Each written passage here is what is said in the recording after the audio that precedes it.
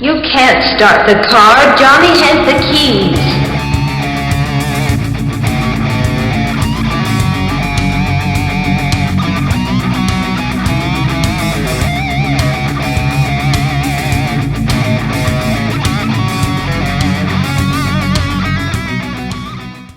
Hello, and welcome out there in podcast and YouTube land. You have reached a little thing we call Johnny Has the Keys. If you don't know where we got the title, look back at other episodes and see if you can figure it out. We are a podcast that deals with horror and science fiction, films, television, sometimes literature. We discuss key influences to that particular piece and the things that it in turn has influenced. If you're joining us for the first time, thanks so much. We're glad you found us. Please subscribe, like, give us a little, even if it's a 2-word review on Apple or your podcast of choice. All the reviews help us keep doing this for you guys. And if you're a returning person, thank you. Obviously, we did something right, and you're back. My name is David. I'm here with my co-host and partner in crime, Tim. Tim Smith, how are you, sir? What have you been into? You're in the woods there, I see. Oh, I'm in the haunted woods. And I realized that I have my black and white filter on for our topic today, and that may not be very appropriate for the movie that I happened to catch this week in my genre related topic. What did you catch? Well, you know how I tend to go on these sprees, and a few months back I was on a spree of like found footage movies, and I've kind of fallen into a young adult type spree. I know. Really? Well, it started with our episode last week, which was the Hunger Games. Mm-hmm. And then I decided, well, let me look at some of these horror movies and see what's going on here instead of the sci-fi dystopian world. And the first one I popped into was this little doozy called Scary Tales to Tell in the Dark. I'm gonna change my filter back to normal for a second so you can see it in color. I didn't know anything really about this movie other than Andre Øvredal directed it, and we discussed him last year. I don't know if you remember. This is the director of the Autopsy of Jane Doe. Oh, okay. He is a Norwegian director that did a movie that was pretty big called Troll Hunter. Guillermo del Toro kind of fell in love with him, and I don't know if it was because of Troll Hunter or Autopsy, and he not only wrote was a co-writer of this movie, but he produced this movie. So it's pretty. It's really good looking as far as production. I didn't mind it. I actually quite enjoyed it. We had this discussion not long ago, is what really makes things young adult anymore? Right. I don't know. This one felt more young adult than the one I'll probably talk about next week, but they're very got next week's lined up. You're killing me. Killing me. Well, like I said, I watched several of them, so I was going to bring up another one. Okay. Sorry. Yeah, I'm a little bit of an overachiever. This one was well put together as far as the anthology format weaving in with the bookend story, because the bookend story kind of goes through the whole thing. They find this book, and all of a sudden the stories start writing themselves out, and they end up being about each of the characters that find the book, so to speak. I don't want to go into too much detail, but people do die in it. There's violence and gore, so I guess that's not against being a young adult thing. And I think you even alluded to that in future installments of the Hunger Games. I did discover it's based on a series of books that were written about, I don't know, the early 2000s that I really didn't know anything about, and they were really popular books. You'll see them in that picture behind me. Mm-hmm. They lifted the stories and then crafted the screenplay from some of the, I guess, better or more popular stories from those novels. And even though some characters do die, two live. And one thing I liked about it's a period piece. One of the characters ends up going off to Vietnam at the end of the movie. which is a okay. little sad. But it gives you the feeling, oh, yeah, they could do another one because he's going off to war and these two are still alive. So something else could happen. And that's all I'm going to say about it. But I would recommend it. I don't know that I would recommend it for our podcast. I don't know if we would cover it, but I would recommend it for a popcorn movie. It's very enjoyable. So, okay. And you've seen some of the things from it, I'm sure, like that really creepy scarecrow. Yeah, I think I have. I think I remember. Oh, is that where boys are like taunting a scarecrow? Yeah. Yeah. Okay. That's where I've seen that kind of image or whatever. Okay, well, I'll have to check it out then. Yeah. So, yeah, I was in Kittyland. There you go. It's not Kittyland. It's young adult land. It's young adult. It's adolescent land. It's teenagers. It is teen. It's not preteen. It's pre-adult. I sent you a thing in Messenger about some of the tropes of young adult that I just looked up. So I'll send that to you. You can look at that sometime. But yeah, basically it has to be a teenager coming of age story, blah, blah, blah, blah, blah, blah, blah. You know. Dystopia, all the typicals. Dystopia is the really popular trope in young adult fiction right now, or at least it was, starting with the Hunger Games. And well, even before that, Twilight is still their own form of dystopia because it's this weird world where vampires rule in secret councils and werewolves have their own kind of place in society and all that. So Clubhouse. I want to go to I want to go to the werewolf clubhouse. No, mommy. Never mind. Well, I didn't do anything really good this past week, except I had to catch up on our X-Files stuff for our other podcast. So shameless plug for our Patreon members. We're in the winding down the second season of X-Files. And it's fucking great. It is great. And so I had to check up on all that and do some research and look around. So basically that's what I spent my genre week doing. I did not get to do anything fun. I do want to get back to sci-fi, but I haven't had a chance to. Expanse, I still have not caught up on, and it's the final season, and everybody's raving over it and saying, "Hey, we'll do a fan source to get you a new season if you know that sort of thing." They're really wanting more Expanse, which makes sense. But so that's all I've been doing. That's all you have. Okay. I have nothing to give. You have nothing. That's because I'm useless. You just have ghosts of things that you would love to do. So we're talking about ghosts today. I feel haunted that I didn't have the right thing to talk about.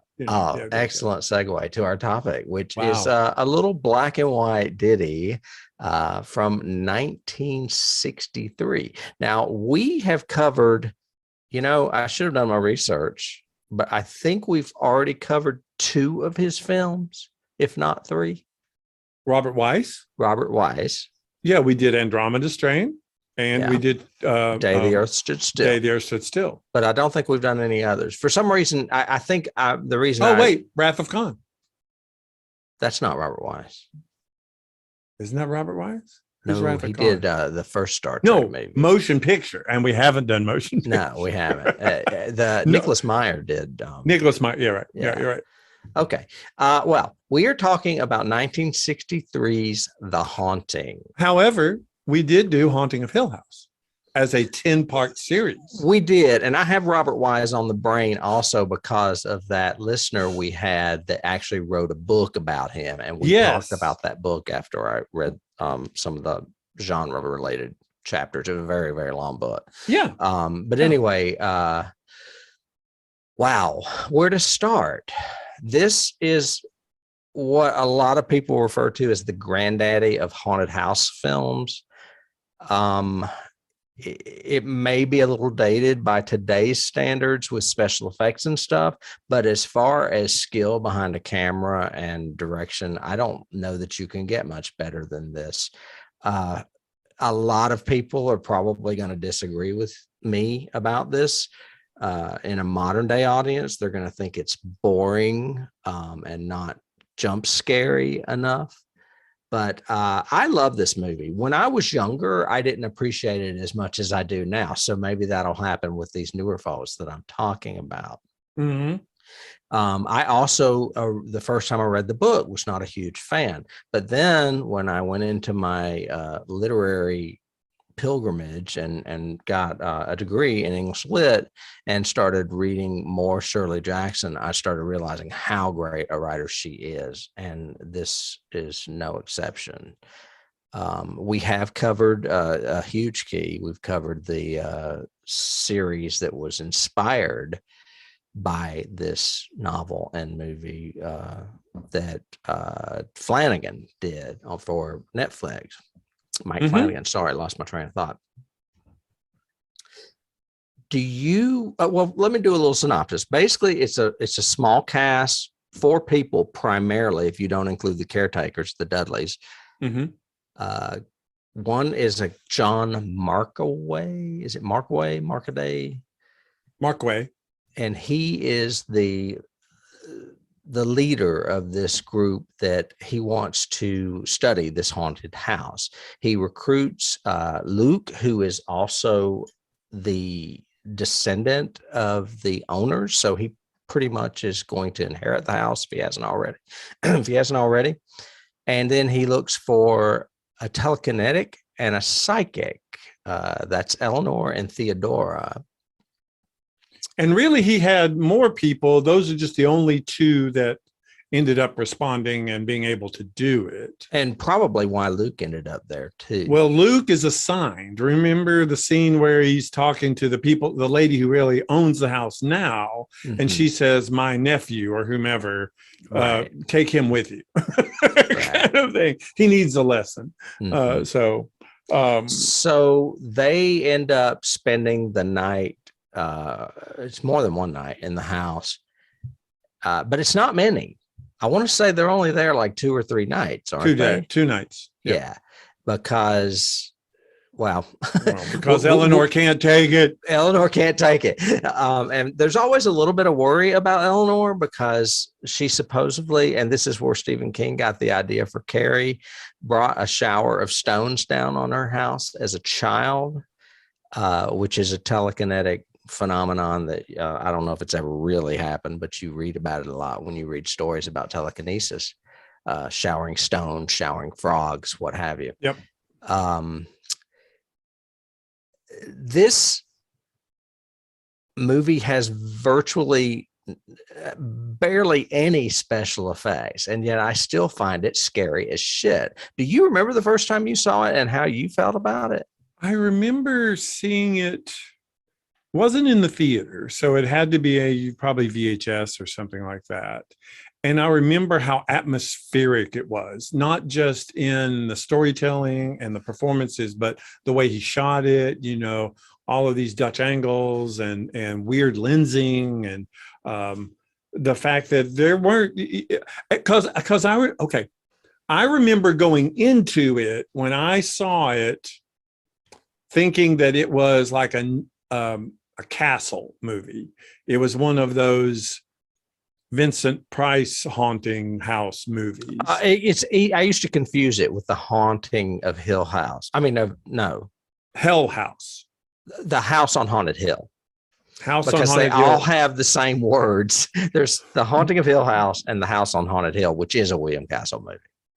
Okay. So the William Castle one is the one with Vincent Price and a bunch of ghosts, or like 13 ghosts, any of those Castle movies. I kind of thought it was like that. And then it wasn't. It was much more of it's more drama. The House on Haunted Hill was comedic in places. More of a 50s drama kind of feel to it, which I liked. And I also got it confused later on in later years, but I remember liking when I first saw it and thinking, really atmospheric and really kind of creepy without being overtly gory or chase oriented or any of that, just really scary and creepy. I also got it confused, and I should have looked this up and researched, with the Roddy McDowell Hell House, which is Richard Matheson. But it, to me, was a lot scarier. I just remember it being, I haven't watched it in years, but I remember it being a lot scarier. Well, and you might like it better because it has a little sci-fi twist with that weird machine they have that's supposed to crank all the ghosts out. Yeah, kind of like that Yeah. inspired Poltergeist and all the, Right. the parapsychology studies or whatever. Right. Now, I was jaded watching it this time because we had seen The Haunting of Hill House, the Netflix series, And it is and so good. it is so geniusly good. And recently, just last October, a local theater in Knoxville did a play adaptation of this. Oh, wow. And it was really scary. I got to see it. It was really scary and really good. And it made it, so while I was watching this, I was going, this played so much better live. This worked so much better with the creepiness and the thumping on the walls and all of the scares that come from this. The performances worked so much better live than I thought in the film version. Well, and you're actually in the room with them too. Yeah. Yeah. And you're seeing Eleanor slowly descend. In this, I have issues with Eleanor in this because she seems really overly dramatic in places. And I'm like, just chill out, tone it down. Because the actress that played her on the stage in the stage version I just saw wasn't as hysterical until near the end. Well, Julie Harris is known for overplaying things. Duh. I don't know if you ever watched her on Knots Landing, but you would know what I mean. So yeah, she was a little over the top on it. Yeah. But I still enjoyed it. I mean, I liked watching it again for the podcast just to see a bunch of stuff. I mean, even my first notes is, I really miss watching all the credits all at one time. It kind of feels like you're reading the brochure before the play, the playbill before it starts, rather than it being in the corner on the left somewhere 10 minutes into the movie, you suddenly get the writer or director. I like all up front. Now here's the show. Yeah. So yeah. Just to finish that botched synopsis I did, they end up in the house. They get really scared. There's a question about Eleanor's sanity and her vulnerability, I guess. Yes. Yeah. And John wants to send her away. She fights to stay. She stays a second night. And clearly there's all kinds of keys here, including Stephen King, The Shining, where maybe it's not really haunted. Maybe it is in her mind. Maybe she is crazy, just like he was worried people would think Jack Torrance was crazy in The Shining. Whereas just like Stephen King, Shirley Jackson insists that this is a haunted house novel. This is not about mental health. And so much so that when they were writing the story, it was written by Nelson Gidding, who also wrote other wise movies like I Want to Live and The Andromeda Strain. The screenplay. Yeah, the screenplay. Mm-hmm. He went to Shirley Jackson and said, I think this is about whether or not she is having some mental health problems. And she says, that's a great spin, but no, it's a ghost story. No, it's not. I mean, she basically said that. And I love that for her. Thanks, but no. Yeah. Thanks, but no, that's not what it is, because they literally considered filming it in an asylum and having like the other characters be caretakers that come in and out of her room, and her just thinking that this is all in her mind. That was one of the adaptions they had considered, and she kind of put the kibosh on that and said no. Yep. Back to Robert Wise. He was coming off a West Side Story, a motion picture that won 11 Academy Awards. He owed him. So. Yeah, and he owed MGM. He's a great director. I mean, he did The Sound of Music after this. He's done great films. That's why I love this movie, because he just is very capable. He owed MGM another film. They said, fine, but it's going to be in black and white, and you can only have $100 million, I think it was, dollars, or 1 million. 100 million? What? Or, less than no, 1 million. Yeah. Sorry. It was 1 million. That's exactly what it was, because back then it wouldn't have been that much. And he decided to take it over to London, where he could take advantage of something they have over there called the Eddy tax. Has to do with taxing and getting money back. I wrote it down, but now I can't seem to find it. Mm-hmm. Anyway, so he ended up getting 1.05 million over there, and ended up having to cast a couple of British actors, including Claire Bloom, who plays Theodora, and the guy that plays John Markway. I can't remember his name. Right. So that's why it was filmed in London, and it has, or in England, and it has this weird kind of English feel to it, even though it's set in New England. Yeah, I could get either one. You know, it's kind of like when you watch those classic Hitchcock films too, and you're going, feels kind of British to me, even though we're supposed to be in California. Well, yeah, and they also changed the name. The reason I get confused with this Markway guy is because his real name in the book is Montague. And I'm like, Montague why did they change that name? Is it because Markway sounds more British? Montague is a Shakespearean name. I would think it sounds more British. Probably. I don't know. That's a good. I had that question as well. Actually, Romeo and Juliet was in Verona, though. That's Italian. So maybe Italian. Montague is not a British name now that I think about it. You've insulted the Italians now. I guess so.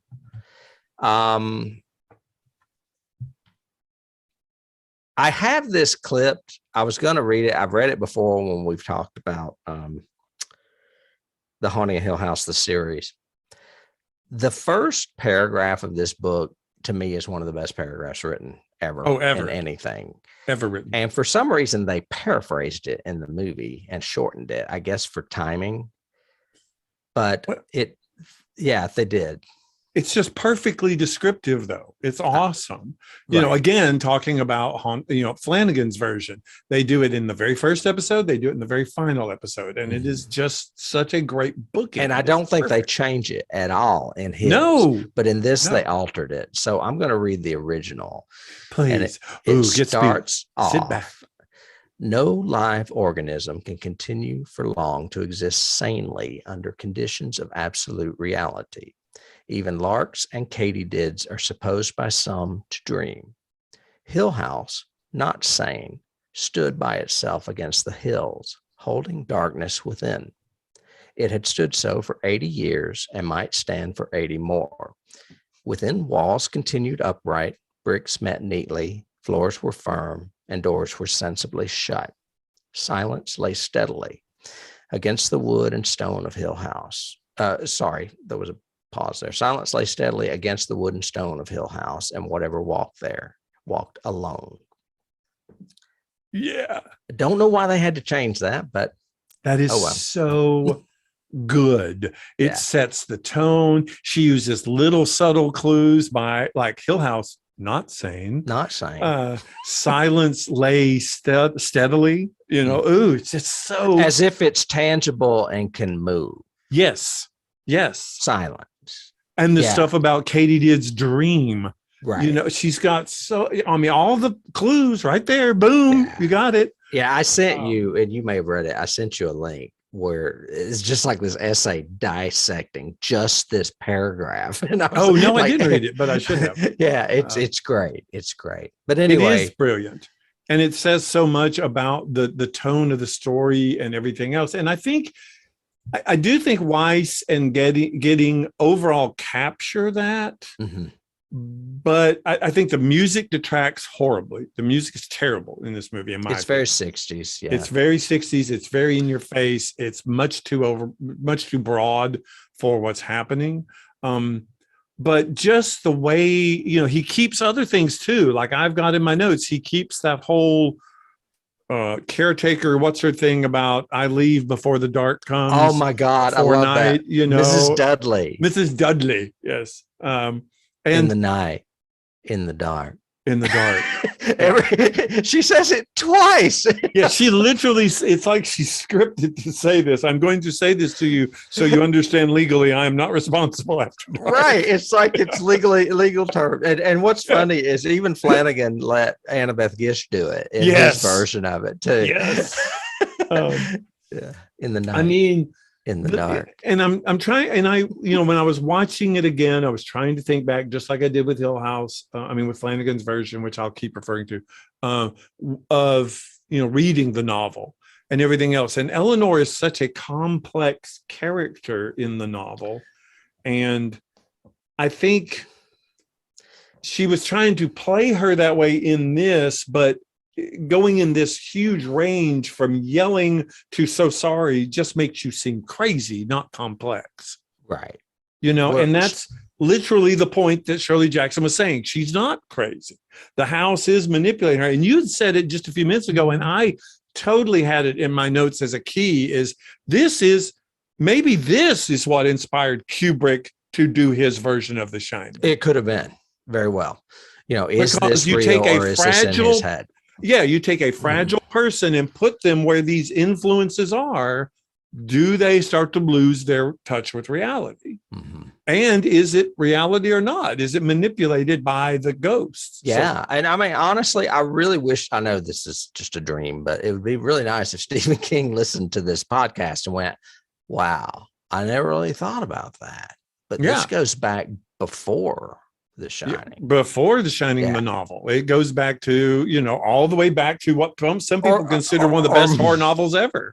Or maybe he stuck to his guns because he knew Shirley Jackson had. And Shirley Jackson said, no, it's a ghost story. And he said, no, it's a ghost story. But his gripe was not the interpretation so much as the actor playing the part, because Jack had just done Cuckoo's Nest and everyone thought he was crazy. Well, and again, like we talked about Shining, by the end of it, I think Kubrick is sticking a stake in the ground and saying, yes, this was supernatural, because he's in a freaking picture from 40 years ago. Right. So this definitely was supernatural by the end of it. But I just think this play is really great as a play. So I must say that adaptation, really good. And this works, because most of it's in one setting, really. It's in one setting and with 4 characters. So, 5 if you count Mrs. Dudley and 6 if you count Mr. Dudley's one scene. At night, in the dark. In the dark. But that's my new catchphrase. But so many layers that you could play that... we don't get it in Flanagan's version because Theodora and Nellie are sisters. So you don't get the lesbian angle on top. You don't get the other permutations that are definitely here in the movie. But I think Theo is a lesbian in his version, isn't she? I'm pretty sure she is. Correct, but not with Eleanor. Not with Eleanor, no. Because Nell is her sister. Yes. Yeah. In this one, it's heavily, since there's only one other female, it's very implied that, at first she's attracted to her. She thinks she could help her. Why don't you stay in my room? Yada, yada. And then suddenly it's like, you're a little crazy there, Eleanor. I think you need to go home to your mommy, whatever. Yeah, they wanted him to play that down, and he didn't at all. I'm glad. She's really good. The actress that plays Theo is really good. Yeah, that's Claire Bloom. And Russ Tamblyn, awesome. He's awesome. I love him in just about anything. He didn't really want to do it, but MGM kind of said, we're going to end your contract if you don't. Well, and I would say if people were going to talk about this film from is it worth watching sort of scene, I think the scene around the dinner table is very telling.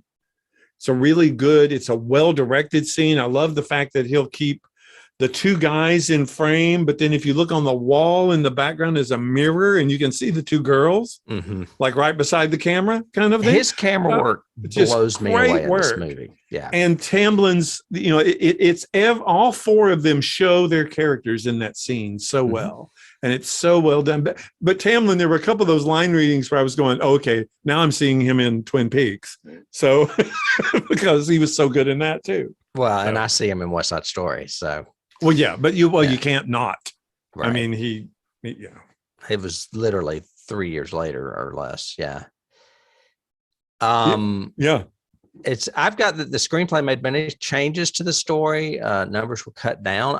It's been a while since I read the book, but I don't remember that many other characters other than the Dudleys. I don't either. His wife does show up. And she brings a guy with her, though. Right. She brings a professor or somebody because she really believes in the novel. I think, from what I remember, she's not a doubter like she is in this. She's actually there to make money off of it. Well, and I think that she respects her husband and wouldn't, challenge him on something like that too. At least not in that day and age. Yeah, but I get more of it. She's the oh, honey, you don't know how to make the right money. You don't know how to capitalize on this. And I Mhm. do Yeah. in the novel. In this, she's just a shrew who's basically, I'm trying to get you out of here. Yeah. Yeah. She's not, she's a little frivolous, actually. Yeah. But she actually, no, she's not. They used her to bring about the climax, actually, now that I think about it.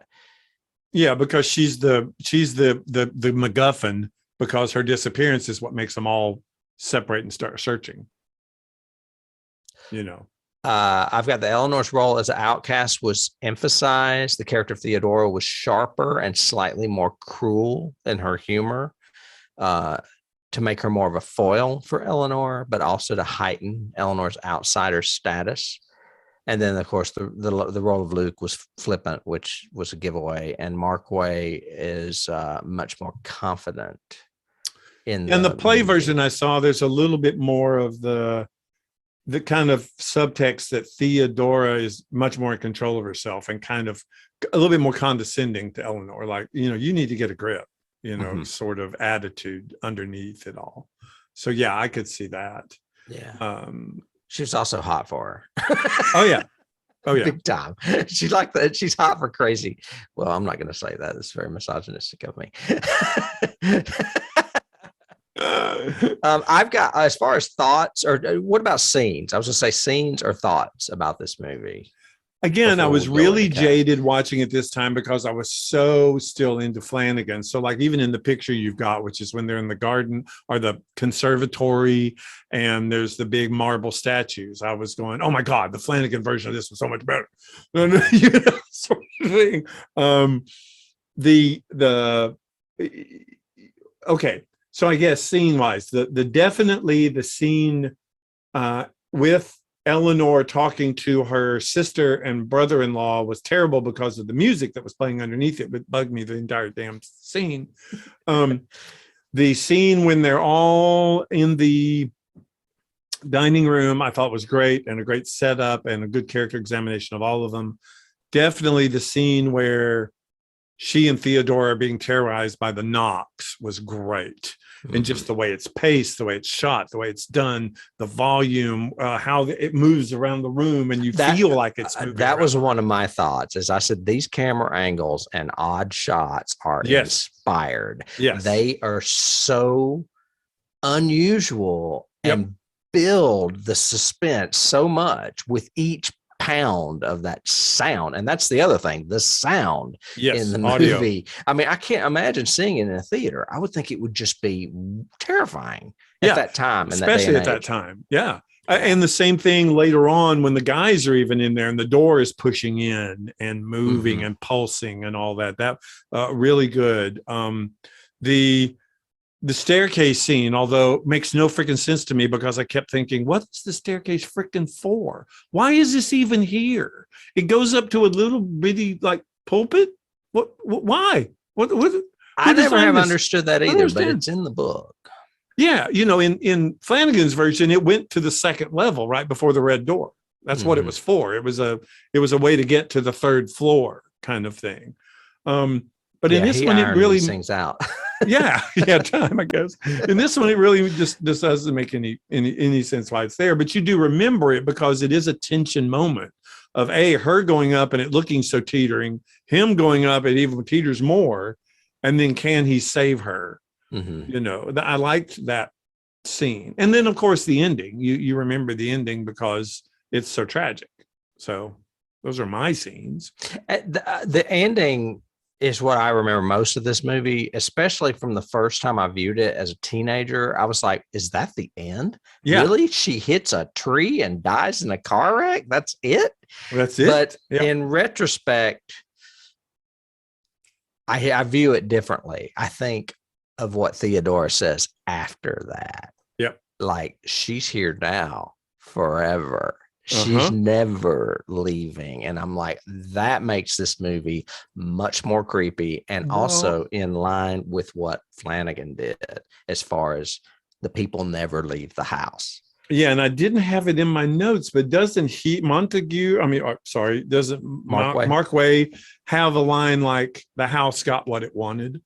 sort of thing or something like Mm-hmm. that. So that, that was the same thing. It's that, Yeah. I think, again, Flanagan does it much better. And it's much more in your face when you see all of them. Of course, he had 10 hours and all that, but he had 10 hours. They only had 2. So, yeah. Yeah. But yeah, for sure. Back to that. 2 things. The pounding scene where they're in bed, and she is looking. Actually, it may not be the same scene, but there's a scene where there's pounding, and she's looking at the wall, and the way the paneling is swirled, it looks like a face. Perfect. Yeah, I've got that in my notes. That creeps me out. And then the scene with the door, which was a special effect, that door really was expanding. That was not a camera trick. They were pushing on it from behind. I love that line that Russ Tamblyn has after that scene when he just looks at Markway and goes, "Doc, I'll let you have this house cheap." Yeah, let's have this house. Finally convinced. Yeah. That's just hilarious. Great comic relief after a scary moment.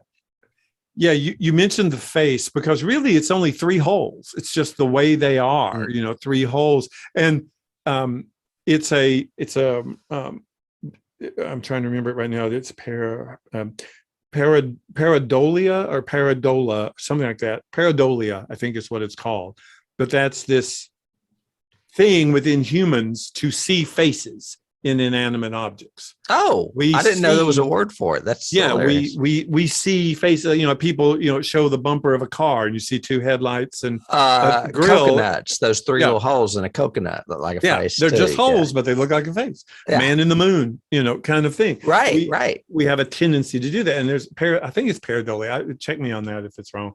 But I was thinking the same thing, because he keeps lingering on it too. He holds on just looking at a freaking piece of wall, but those are the only things you see now are those 3 dots, and it's 2 eyes and a mouth screaming, and it's like bugging me. And I remember, at the house we used to live in, that wall panel, the paneling was that hardwood paneling, and I would see faces and bats and all kinds of stuff in the walls. That's what it reminded me of. It's like a personal key for me. It was like, yeah, that's a screaming face. I see that. That's I forgot that one. You got me with that. I remember that. Yeah, that was great. And another scene that to me is a little more effective in the book than it is in the movie is the scene where Eleanor is convinced that she's in bed with Theodora, and they're scared, and she's holding her hand,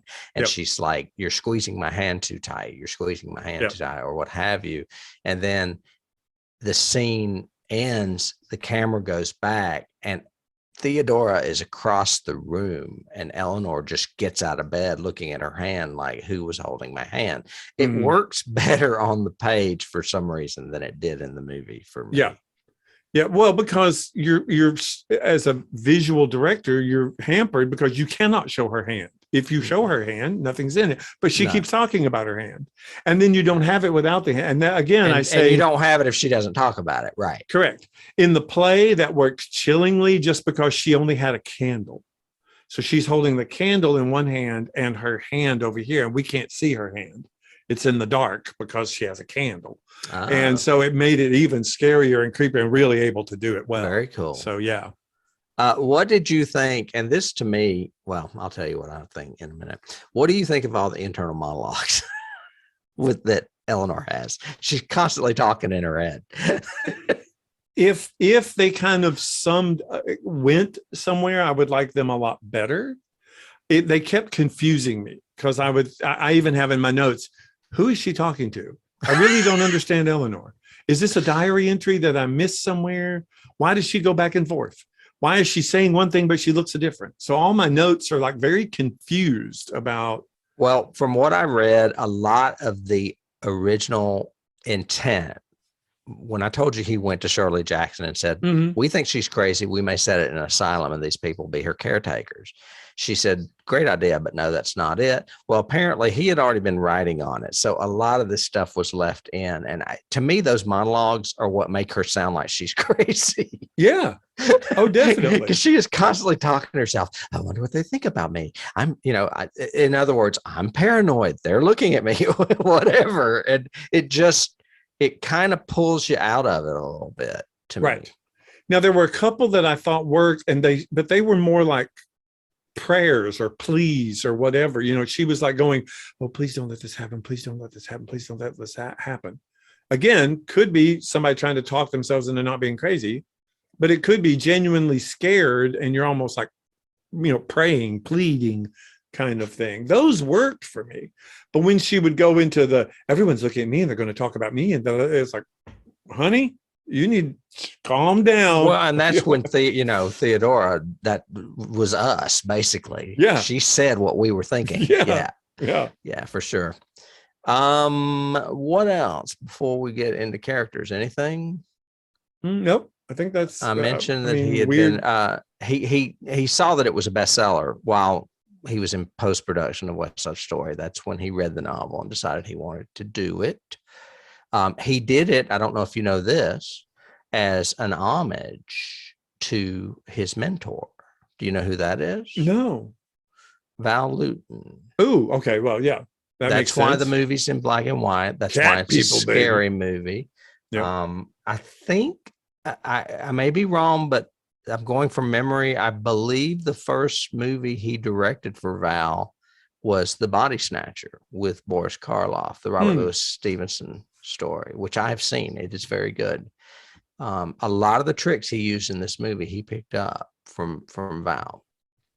And remind me, didn't Weiss start as an editor? Wasn't he an editor first? I think so. And that's why he worked with so many different people and was so good with his shot structure, was because he came from editing. So that makes sense. Yeah, I see these cliques throughout horror movie history, and they kind of remind me of other cliques. Like, was Val Lewton the Roger Corman of his time, developing all this other talent? Like, I could see that.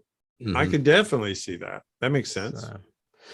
As far as cast, I don't have really anything about Julie Harris. She's a good actress, but she tends to come across as crazy in a lot of stuff that she plays. I think that is a stigma that kind of comes with her when you cast her. I don't know at the time that was. I'm thinking of her, of course, in this, but then I flash forward to our old friend David Farmer used to watch Knots Landing, and she played a character named Lily Mae or something on there, and he always called her Looney Mae because he said she's crazy. So I always think of Looney Mae from Knots Landing. But Julie Harris, of course, has done more than that. I mean, she was a big actress before she went into television. Yeah. Claire Bloom, I mentioned, is British. She's one of the British actors they were forced to cast. This is because of that thing I was mentioning. I wish I could find it now, but it's something Eddie, and it's a British. It's like getting tax credits for doing it in particular areas. Yeah. I can't find it anyway. And I have to go back just so I can restore any form of film credit I ever had. I completely forgot, but I just looked it up. Robert Weiss edited Citizen Kane. That was oh wow. So yeah, he was an editor. Oh my God. Well, there you go. And for those of you, even though we know who he is and have mentioned him in past podcasts, if you did not hear those podcasts, he also directed The Andromeda Strain, The Day the Earth Stood Still, Want to Live, Star Trek The Motion Picture, West Side Story, Sound of Music, and then I mentioned The Body Snatcher, and also that catastrophe of a disaster film, The Hindenburg. Yep. Yes. Well. Oh, the horror. The horror. And then, like I said, Nelson Gidding wrote several of these screenplays with him, including I Want to Live and The Andromeda Strain and The Hindenburg. Yep. So he is to blame.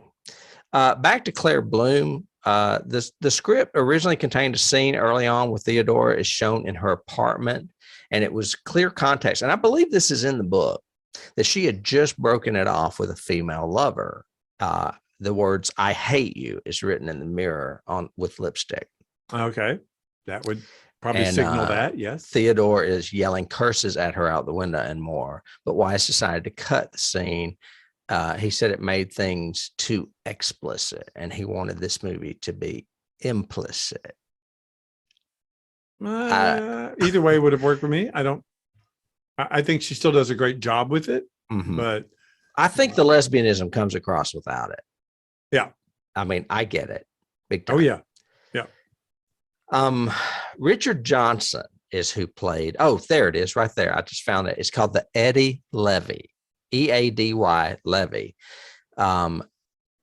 Claire Bloom and Richard Johnson were cast because of requirements of the Eddie Levy, which was a tax on box office receipts in the United Kingdom, included to support the British film industry. Well, I always associated Claire Bloom with classics because I remember the very first time I saw like A Doll's House, I think was a movie adaptation that she was in. Oh, okay. And she was in a couple of Shakespeare's. I think she was in Hamlet. She played Gertrude. I think she was. So I always remember her as classics. But doing research, turns out, I mean, she's been acting forever. She's still acting. Oh, I know. And done, dozens and dozens and dozens of stuff. So yeah, I used to get her confused. I was like, was she a Bond girl or was she, right? Because I recognize the name. I just don't remember what she's been in. Right. You were going to Richard Johnson. Yeah, I was on Richard Johnson. Apparently, Robert Wise saw him on stage. And that's how he ended up getting the part. I thought I knew what the play was, but now I don't see it.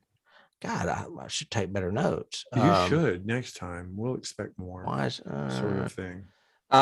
Richard did say he received invaluable film acting advice from Robert Wise, though.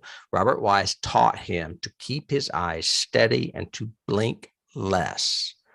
That this, I don't know, creates a draw to you because you're serious, I guess. You're not blinking. Well, it worked for me. I mean, one of my big keys is he has a lot of a Clark Gable-y kind of feel to him. A lot. He's obviously flirting with Eleanor. I mean, that's obvious. He obviously is very charismatic, in trying to explain this to all of them. And he's in control from the very first scene, even the scene with the old lady owner of the property. We got the cigarette out. He's very, very in control, very, great presence, which was weird because I cannot remember seeing him in anything else ever. I can't either. And I know, I thought I had it in my notes and maybe it's somewhere else in here, but Robert Wise saw him in a play at the time. And that's why he said, I want that guy. And I want to say it was a Shakespearean play, but I cannot remember what it was. Sure. If I come across it, I'll let you know. But the other thing that Robert Wise taught him was not to time his acting. A lot of the times when we're doing stuff on stage, we tend to time with beats or what have you. And he said, let me do that in editing. Don't worry about it. Oh. See, makes great sense. I know. And I was like, I've never really thought about that because I've never been a film actor, but that would really take a lot of pressure off of you, I would think. Makes sense. Yeah. So anyway, he said he loved working with him. They all love working with him. As a matter of fact, even Robert Wise said this is one of the most enjoyable experiences he ever had working on any movie. So probably because it was a small cast would be my guess. Russ Tamblyn was not interested in playing Luke Sanderson, and MGM threatened him to resign his contract. Years later, he confirmed that it was his best role for years. Really? Yeah. So I thought that was interesting. Well, I've always liked Tamblyn. I remember first seeing him in West Side Story, of course, but he's, like I said, he was one of the main principal characters in Twin Peaks. He played a great one episode character in Babylon 5. I mean, I've liked him in everything I've seen. I end up seeing him in like some old Western that suddenly I went, wait, that's Russ Tamblyn. and it was like Gunsmoke or something. And he's like in it. I was like, wait, he's done everything. Yeah. Oh, he has. I mean, he was a child actor. He was doing films in 1948. So I mean, he's been literally acting since he was a child. Yeah. So, Wait, Seven Brides for Seven Brothers. He's one of the brothers. Yeah. And I want to say he was in a Disney version of Tom Thumb or something too. Well, it makes sense. Yeah. Anyway, so there we have it. I have the other people that played those minor parts, but really I don't have any information on them. Just that it was in the night and it was dark. It was dark in the night. As far as awards, this movie really did not get nominated for hardly anything. In 1964, the Golden Globes did nominate Robert Wise for Best Director, and that's it. In between West Side Story and Sound of Music. Yeah, he does. Which he won Oscars for both. Well, we can't give him an Oscar every time, Tim. No. We just can't do it. That's okay. Sort of thing. I will say it is included on the list of 1001 movies you must see before you die. I think it should be. Mm-hmm. I am so jaded because I thought Flanagan did such an incredible job of bringing Hill House to life. 10 hours, great, much more modernization and much more toys to play with in storytelling. But I thought Weiss did a really good, this is a good, creepy movie, I totally agree. And we'll get into it a little bit with Keys as far as the series on Netflix, but so much he had to play with. Yeah. I have a little bit of trivia. I've said this before about someone else. I can't remember. I think it was Coppola mentioning some film being his favorite. Well, this film is Martin Scorsese's favorite horror movie. That makes total sense. It is such a filmmaker's dream story, the way it's told, the use of, again, and maybe he learned this from editing Citizen Kane, the use of the presence and the house and everything, when they look down that long hallway to the nursery, it's creepy. And you see ceilings in this, you see floors at different times, just the way he structures his shots. I could totally see Scorsese loving this. Yeah, lots of crazy angles, sometimes from like the ceiling, it's like looking down on all four of them 2 stories below us. 2 stories, yeah.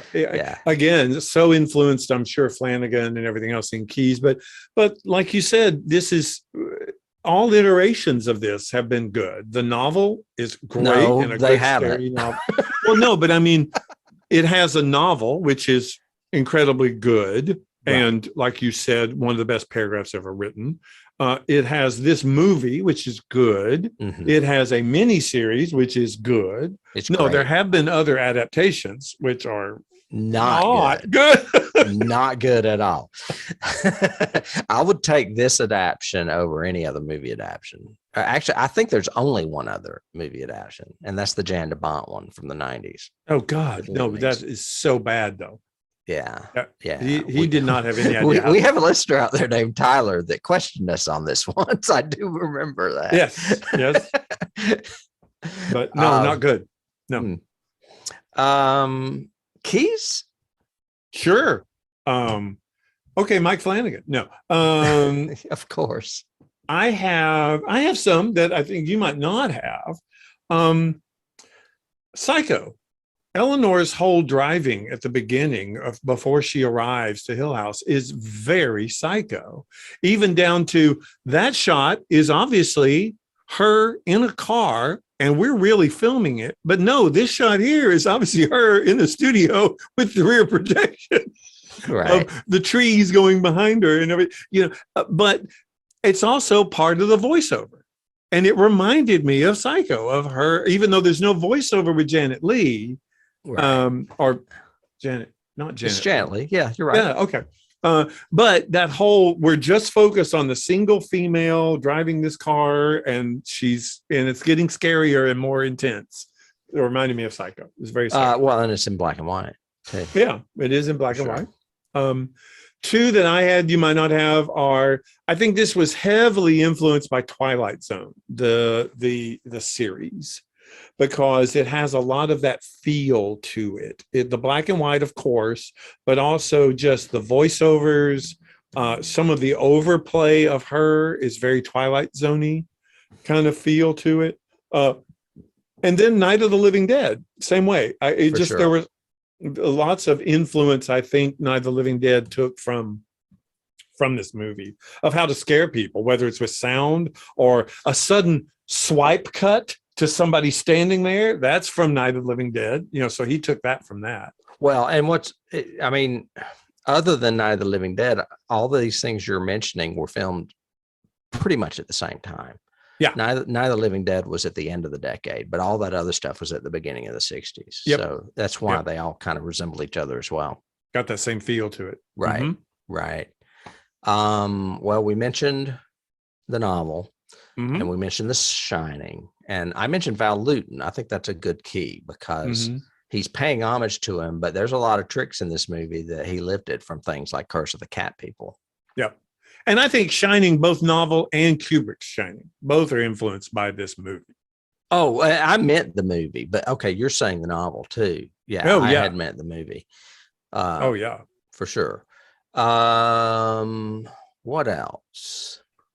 I've got Russ Tamblyn is, again, going to the Flanagan version. He actually plays Dr. Montague in the Flanagan version, which is her psychiatrist. Is his name Dr. Montague? Yeah, it's Dr. Montague. Oh, that's right, because it's Crane is the main guy, Hugh Crane. Yeah, Hugh Crane is the family. And that's one of the things I was going to get to, is that if we started talking about the Flanagan miniseries, oh my gosh, it's just, he just plucks names from the movies and from the books and just slaps them on people wherever he wants. Like he's just painting this big masterpiece of a painting. And even though they may not be the same character, they may have that name or something. It's just really interesting the way he plays with it. Scenes, scenarios. I mean, Luke is the brother in the series. And Luke is the addicted brother. And in this, he drinks a lot of alcohol. He's constantly drinking in this movie. Theo, Nellie, Crane.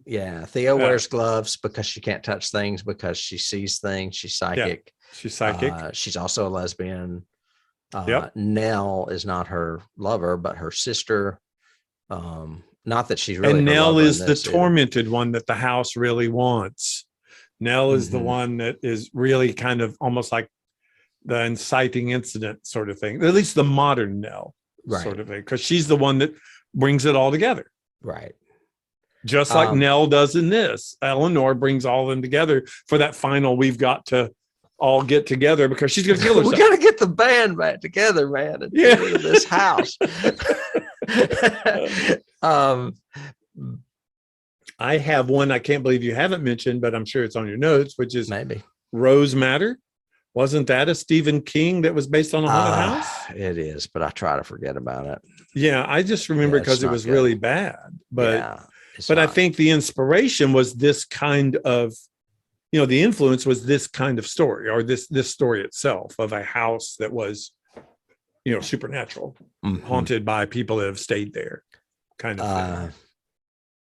I have some more, but there's one, since we've already talked about Mike Flanagan's, which is probably the cherry on the cake of Keys as far as this movie is concerned.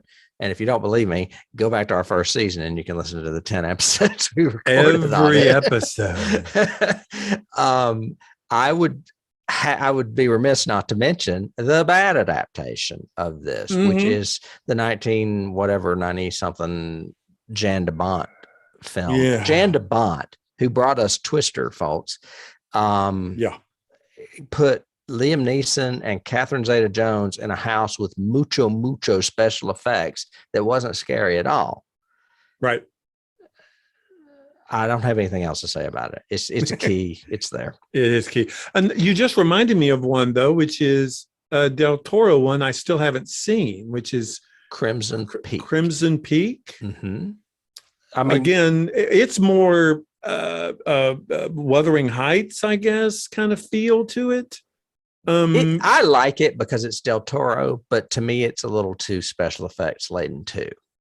So it's Wuthering Heights, Woman in Black. Woman in Black would be a key too. That whole there's a presence in this house that is scaring our protagonist. Yeah, and you mentioned Hell House as well. I mean, we could go down the list of haunted house movies. This obviously inspired clearly. all of them, right? Yes. But I mean, some of them I think are more significant. Yes, Jan de Bont's just because it's directly related, but I would also say Hell House because that's very. Well, I mean, I would cover that on this podcast. That's a Richard Matheson story. Oh gosh, I love Richard Matheson. Yes, it's got Roddy McDowall and Pamela Sue Martin in it, I believe. And it's just it's a similar story, but it has a neat twist as to why the house is haunted. And there's a chapel. That's always scary. A haunted house that has a chapel in it, and a big machine that squeezes ghosts out somehow. It's this giant machine that makes a lot of noise down in the foyer or whatever. Yeah. So Hell House would be in there. And by the way, the novel is called Hell House. The movie adaptation is called The Legend of Hell House. Okay. But it's basically, he really did a full novel, Matheson did? Yeah. Oh, okay, I haven't read it. I have like a red leather version. No, actually, my red leather's I Am Legend. Well, the Hell House is black. There you go. Yeah, I do. Well, Burnt Offerings, that's another one that we mentioned several times as far as haunted houses go. I love Burnt Offerings. Not as good, but it's the Dan Curtis version. Right. Poor old Dan Curtis. I should give him a break. Well, and I've got Poltergeist just because, again, it's for two reasons. One, it is a haunted, quote, house story, but it's also the parapsychologist coming to investigate, and they all get freaking creeped out and scared. Right. You know, Poltergeist is a very, very, another significant key, I would say, for sure. Well, in the novel, it's a little bit more played up, I think, from what I remember, but they even mention it here in The Haunting of Eleanor had a poltergeist situation, sort of thing with the stoning of the neighbor's house and all of that. And when she was younger, she was 12. I mean, it was that same kind of thing that historically they say young girls are very prone to poltergeist activity. That's where Carrie came from, like you said. So, I have a couple of cool ones. Yeah. One is the Haunted Mansion at Disney World. Yeah. They lifted stuff from this. The wallpaper I remember seeing, I was like, God, that reminds me of the wallpaper in the Haunted Mansion at Disney World. And I actually got it from IMDb. It said some scenes in this movie were an inspiration for the Haunted Mansion at Disney World. So that makes sense. That makes sense. And then one that ties into a movie we covered recently. I'm going to read this one because I did not know this. So here, this is from IMDb verbatim. The Haunting had a profound influence on indie horror director Ty West. In France, the film was released under the title La Maison du Diable, which in English became the title of his first horror film, House of the Devil. I don't think it was his first horror film, but that's what they say. I don't think so. Yeah. Yeah. His second horror feature, The Innkeepers, borrows heavily from The Haunting screenplay, though later abandoned the idea of ghostly events happening in the character's mind. So anyway, he is clearly influenced by this, not only in one film, but two. Yeah. Yeah. So that's interesting to me. What else do I have? I mean, I think if you had to say, hey, list, your top 5 haunted house movies, this would have to be there. It would have to be. It's just so iconic in so many ways. Look at those 2 shots behind you, just in the way those are framed and lit are awesome. That's scary. That's creepy. Yeah. But what about Hell House LLC, David? What about another not reality, found footage movie, David? No. Yeah. What about Blair Witch Project, David? No. Yeah. I mean, I would lump this up. This is just off the cuff. This, The Shining. I would else. do Hell House. I would do Hell scared me. House, and I would definitely do that series on Netflix for sure. Oh my gosh. I mean, I cannot say it enough. If you are a horror fan and you have not watched Flanagan's The Haunting of Hill House, what the hell? Watch it before you watch Babadook again or anything else. Go watch it. It's for 10 hours that will scare the shit out of you. They're so good. So well want to go back and watch it again. Oh my gosh. Yeah. I was just, when I was watching this and they were all, in the scary scene, they're there in bed, you're hearing all the knocking and everything else. I was picturing that dude floating with the cane, and the top hat and everything. Golly, that's just creeps me out. Luke's friend, the man with the bowler hat. The man with the bowler hat. Yeah, bowler hat. Yeah. And then, bent neck lady. I think that's all I have to say about this movie, except that I would highly recommend it if you're a modern horror fan. It is not a fast in your face effects driven movie. It is an atmospheric, slow burn, creepy character study, I would say, more than anything. Yeah, and I would say, to modern fans, if you are the Saw type or the gore type or the whatever, that's not what this is for. Again, go back to the primal horror of sitting in a room with only a candle telling ghost stories to each other. That's what this is. This is that a window blows, a tree limb blows against the window over there. That can be terrifying in the right circumstance. And that's what this is. And now you add a fragile mentality to that, a woman who has been taking care of her mother all of her life, and finally her mother dies, and she kind of somewhat blames herself, for having to do that with her mom, but also for her mother's death. And now she's finally out in the public somewhere with her first job, so to speak. And she's been sheltered her whole life, so she's really weird. And so she's really weird, and she meets a lesbian and a parapsychologist and a drunk. It's like a whole new world. Whoa, baby, got a story. But thank you guys for listening to us. We so appreciate it. Every week, Tim and I have no idea what we're going to say to each other about these films. And it's really neat to hear your thoughts, what you think, and whatever else. And we want to hear what you guys think and what you feel. So please give us you can email us at either of our addresses. We've got the website. You can look back at past episodes. And we've been doing it for 5 years. So we got a lot there to choose from. 5 seasons. 5 seasons. No, well, technically we're going into our 5th season. Yeah, but I think it has been 5 I'm going to interrupt you here because you're not going to, I'm going to blow your mind. Blow my mind. I looked this up the other day because I was like, we did those first 2 seasons really fast. I don't think we've been doing this 1 year per season. And I went back, and you want to know what day our first episode aired on? Yes, I do, honestly. March 18th, 2019. What? Really? So we are approaching our 3-year anniversary, even though we're in season 4. Actually, we've already passed our 3-year anniversary. But yeah, we're in season 4, and we'll be heading into season 5. Which we're working on now. Again, to all of you out there listening and watching, if you have a movie that you want us to cover, let us know. We would love suggestions and thoughts and everything else. If you like what you're hearing here and like the way we kind of approach stuff, we have 2 other sister podcasts on our Patreon channel. We have X-Files, and we also have Star Trek, classic Star Trek, the original series. And we are going by them episode by episode. So if you like either of those, become a Patreon member. It's only like a cup of coffee a month to you, but it's a lot to us. Yeah. So we would love to have you that, and we would love to hear from you. And Tim, next time, I guess we'll be in a different world. We will. We will be in sci-fi land. I'm quite certain. Yeah.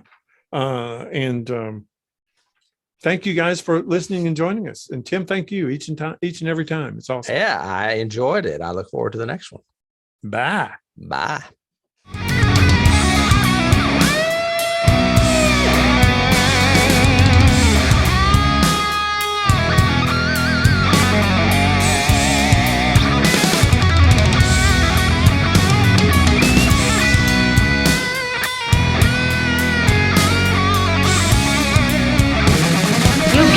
start the car. Johnny has the keys.